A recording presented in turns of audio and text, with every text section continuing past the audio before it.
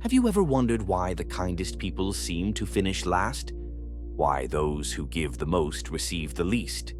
Why the person who always helps others never gets help when they need it most? You've probably noticed this pattern your entire life.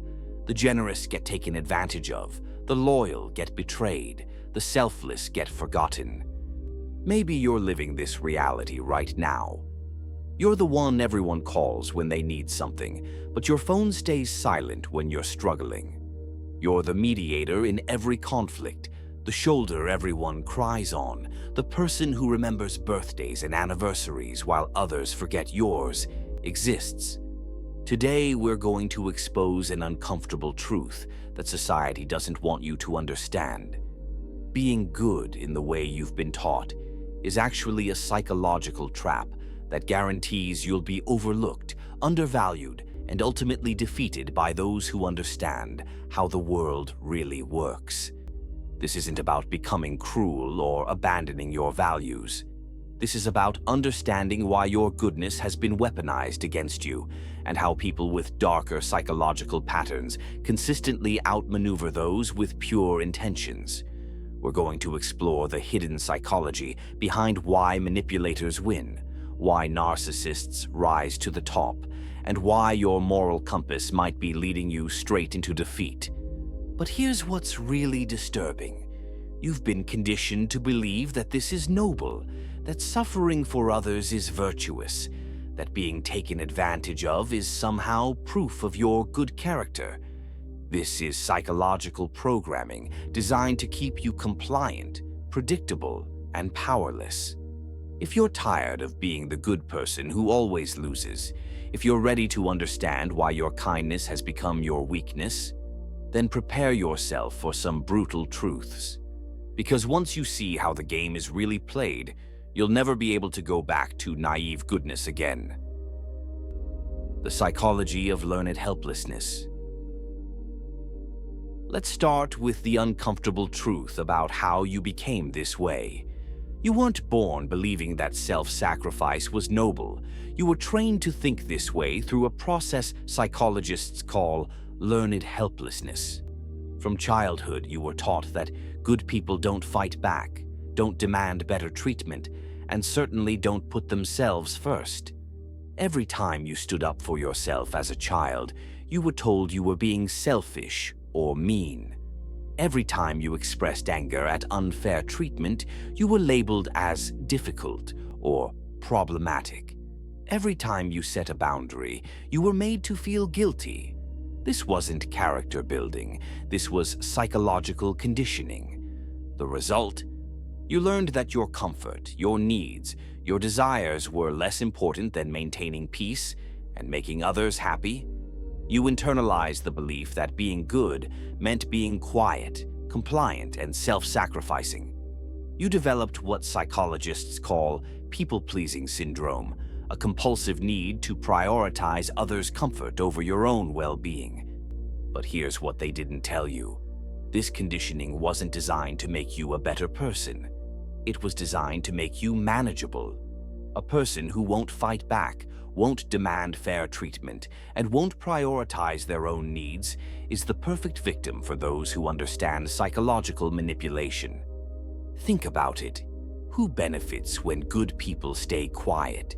Who profits when moral individuals refuse to play hardball?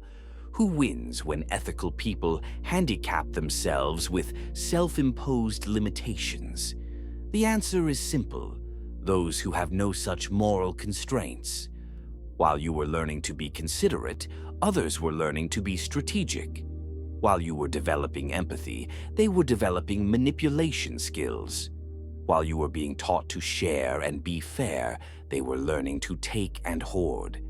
You entered a chess match with checkers rules, and you've been losing ever since.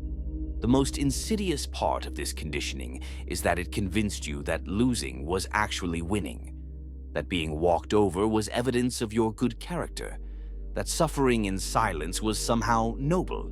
This is psychological abuse disguised as moral education.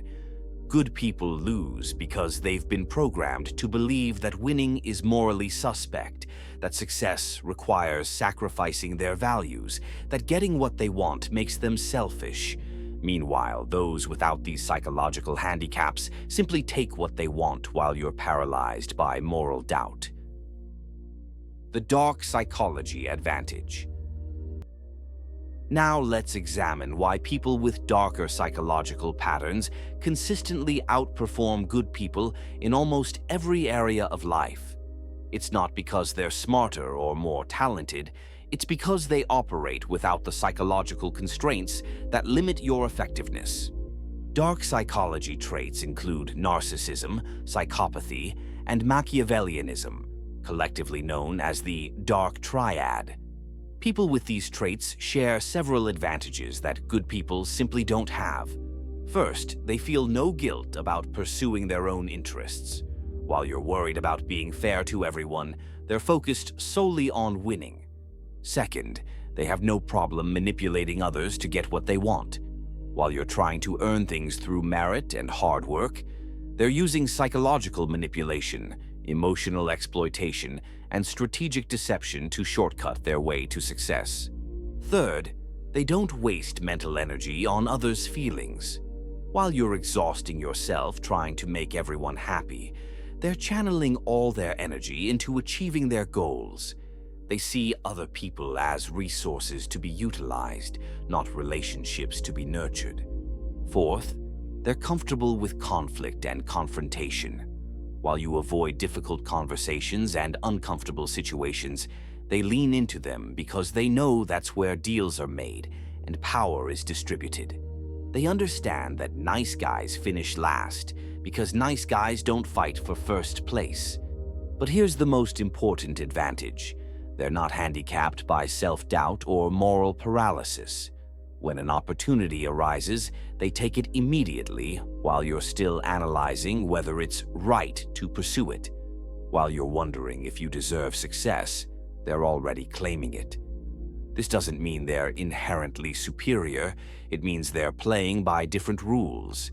They understand that life is fundamentally competitive, that resources are limited, and that someone is going to win while others lose. They've simply decided it's going to be them.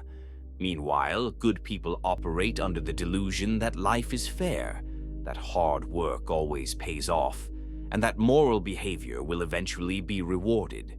These beliefs aren't just naive. They're strategically disastrous in a world where others are actively working to exploit your goodness. The brutal reality is that your moral constraints are seen as weaknesses by those who understand power dynamics. Your refusal to manipulate is seen as incompetence. Your consideration for others is seen as an opportunity for exploitation. The exploitation cycle. Let's break down exactly how good people become trapped in cycles of exploitation. It starts with what psychologists call boundary erosion, the gradual process by which others test and then violate your limits until you have none left. It begins subtly. Someone asks for a small favor, and because you're a good person, you say yes. Then they ask for a slightly bigger favor, using your previous compliance as leverage. You helped me before, so I know you understand. Each request gets a little larger, a little more demanding, a little more presumptuous. But here's the psychological trap. Each time you comply, you're not just helping them. You're training them to see you as someone who will sacrifice their own needs for others' convenience. You're teaching them that your boundaries are negotiable, that your time isn't valuable, that your comfort doesn't matter. Simultaneously, you're training yourself to ignore your own instincts. Every time you say yes when you want to say no, you're weakening your ability to recognize when you're being exploited. You start to believe that feeling uncomfortable is normal, that being taken advantage of is just part of being good.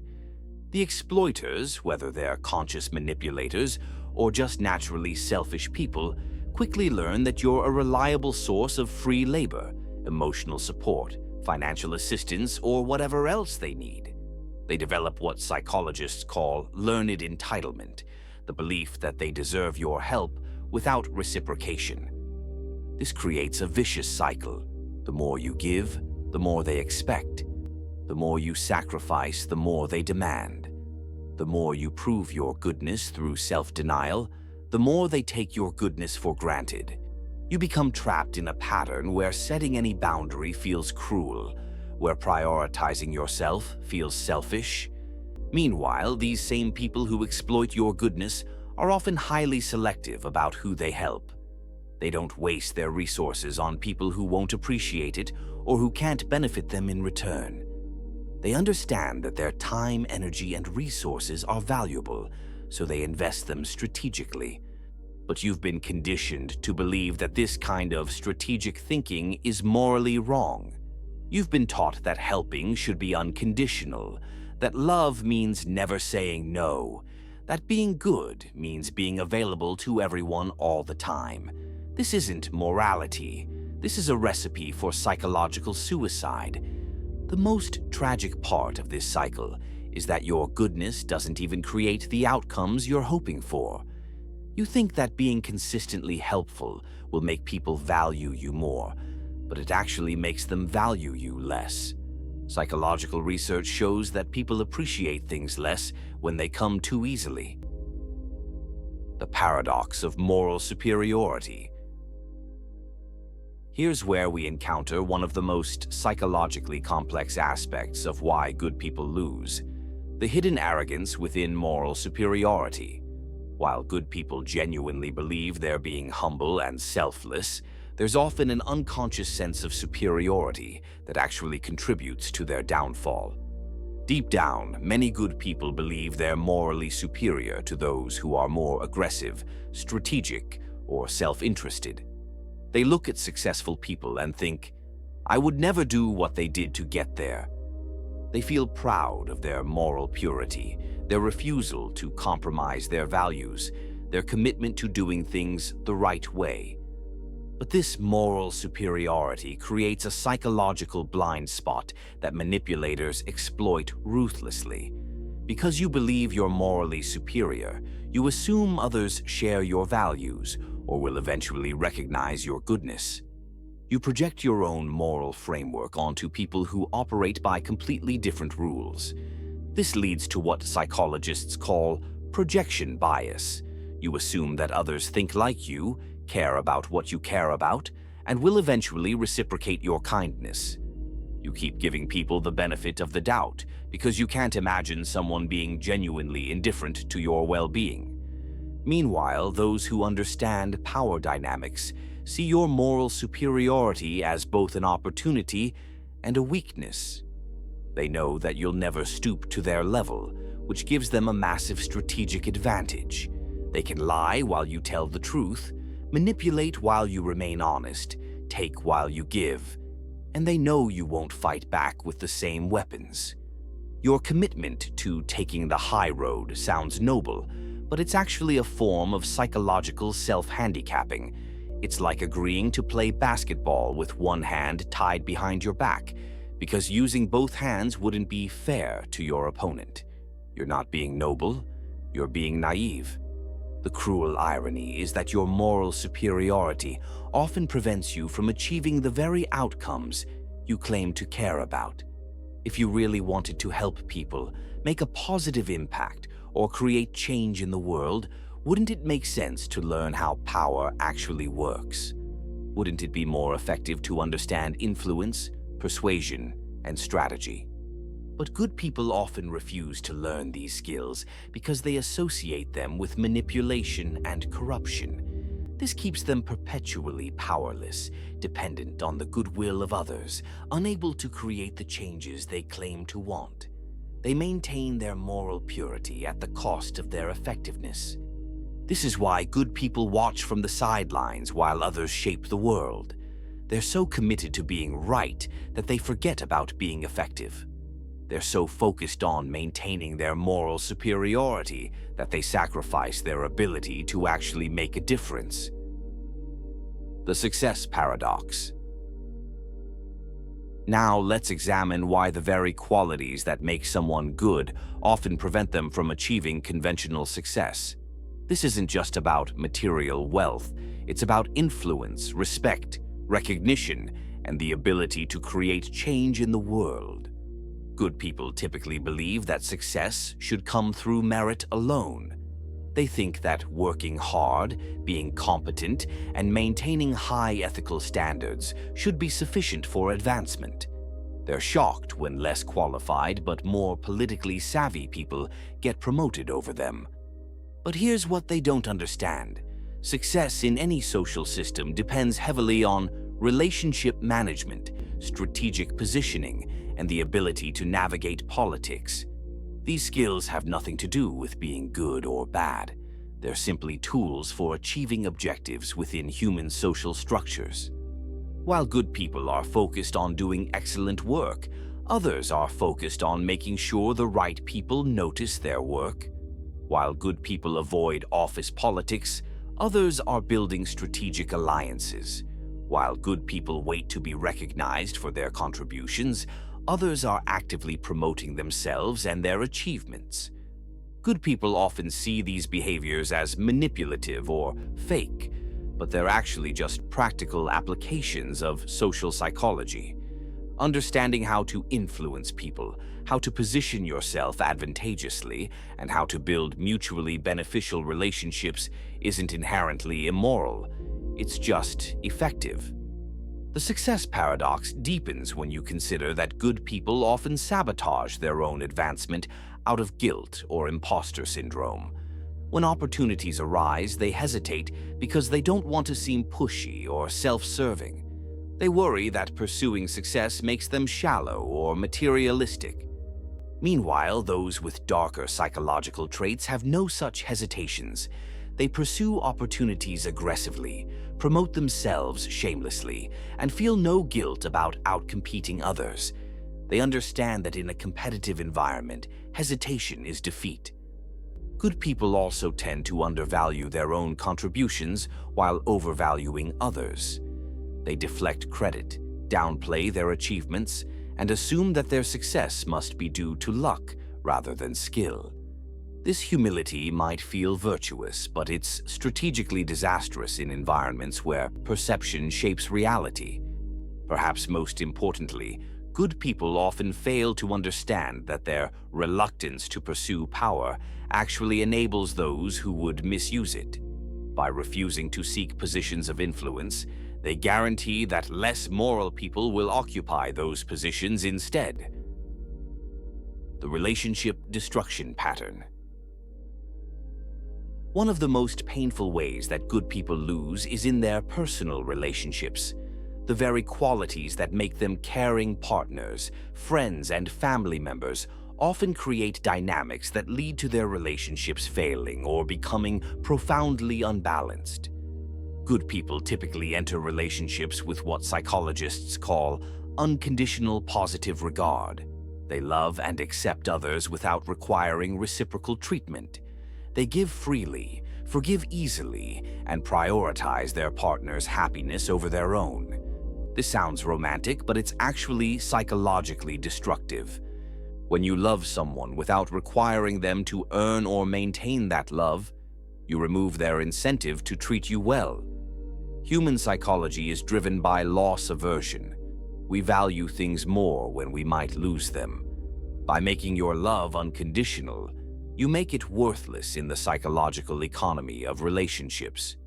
Good people also struggle with what psychologists call differentiation, the ability to maintain your individual identity within a relationship. They tend to merge with their partners, adopting their interests, opinions, and even values. This feels like intimacy, but it's actually the death of attraction. Psychological research consistently shows that attraction requires tension, mystery, and the sense that your partner has their own life and identity. When you become completely available, predictable, and accommodating, you lose the very qualities that made you attractive in the first place. Good people in relationships often become the emotional janitor, constantly cleaning up their partner's messes, managing their emotions, and making excuses for their behavior. They enable dysfunction while calling it love, They tolerate disrespect while calling it patience. They sacrifice themselves while calling it devotion. Meanwhile, partners who understand relationship dynamics maintain what psychologists call strategic unavailability. They don't always say yes to plans. They maintain their own interests and friendships. They're willing to create conflict when necessary. This isn't cruelty. It's understanding how human psychology works.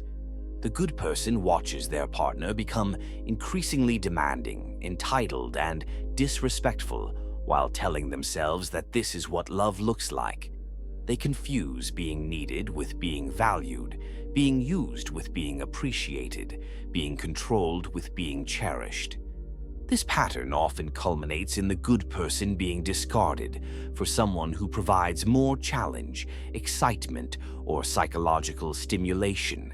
They're left confused and heartbroken, unable to understand how their devotion and sacrifice led to abandonment. The path to strategic goodness. So what's the solution? How can you maintain your moral center while avoiding the trap of naive goodness that leads to exploitation and defeat? The answer lies in what I call strategic goodness, being good in ways that actually work in the real world. Strategic goodness begins with understanding that effectiveness and morality aren't mutually exclusive.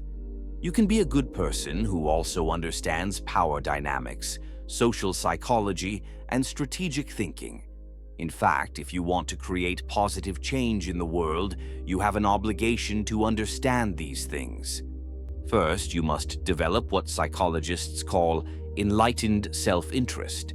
This means recognizing that taking care of yourself isn't selfish. It's necessary for being able to help others effectively. You can't pour from an empty cup, and you can't help others if you're constantly being drained and exploited. This requires learning to set and enforce boundaries. Boundaries aren't walls that keep people out. They're gates that let the right people in while keeping the wrong people at an appropriate distance. You must become comfortable with disappointing people who would exploit your unlimited availability. Second, you must learn to think strategically about your relationships and opportunities. This doesn't mean becoming manipulative, it means becoming intentional. Consider what you want to achieve, who can help you achieve it, and how you can create mutually beneficial relationships.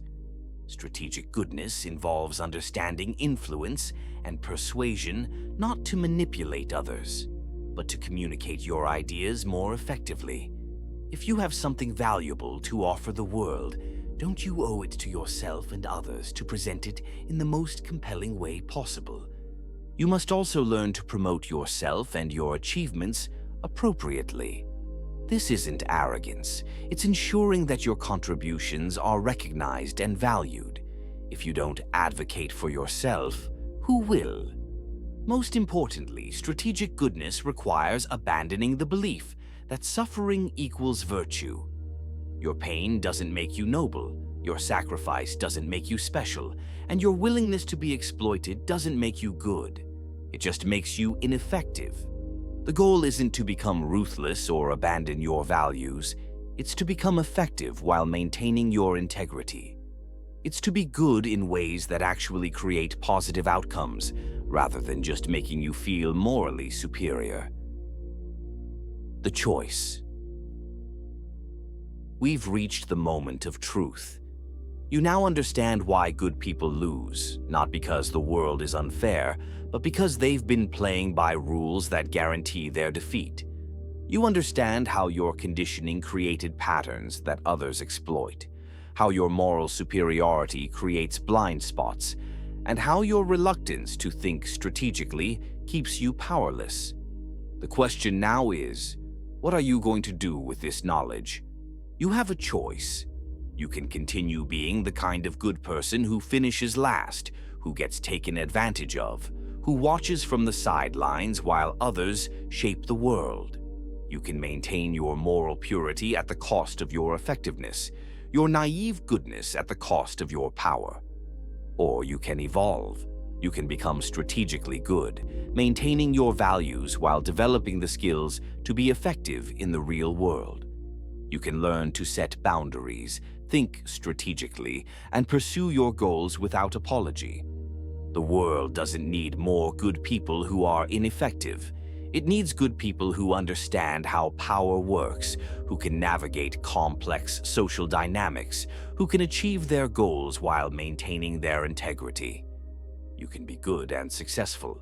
You can be moral and strategic. You can maintain your values while refusing to be anyone's victim.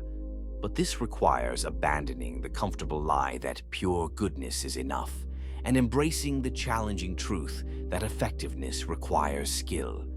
The choice is yours. Will you continue being the good person who always loses, or will you become the good person who finally wins? Share in the comments. What's one way you've been too good for your own benefit? What boundary do you need to set? What strategic skill do you need to develop? Your transformation starts with this realization. Being good isn't about being weak. It's about being strong enough to enforce your values in a world that will test them constantly. And that strength is exactly what you need to stop losing and start winning.